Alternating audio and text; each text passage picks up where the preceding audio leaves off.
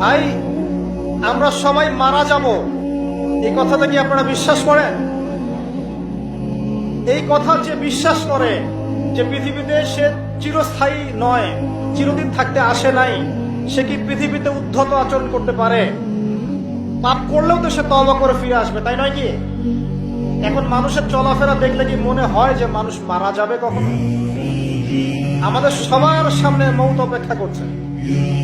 এই যে আমরা এখানে যারা বসে আছি, আজকে থেকে হয়তো 50 বছর পর কেউ থাকবো,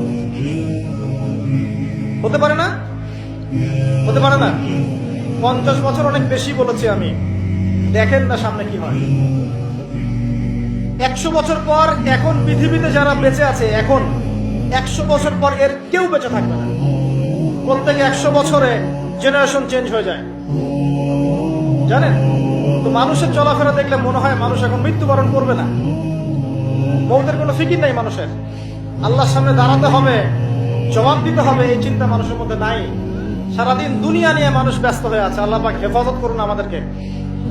তো পরকালের ক্ষতি দেখেন, মানুষের সামনে অপেক্ষা করছে মৌত, মানুষের সামনে অপেক্ষা করছে কবর। কবর যেখানে কেউ যাবে না, আপনি আমি কেউ না, মানে কেউ কারো কবরে যাব না, কেউ কারো কবরে না। চিন্তা করতে পারেন যে আমাদেরকে একা একা কবরে যেতে হবে, সেখানে 2 জন ফেরেশতার সম্মুখীন হয়ে সওয়াল জবাব দিতে হবে।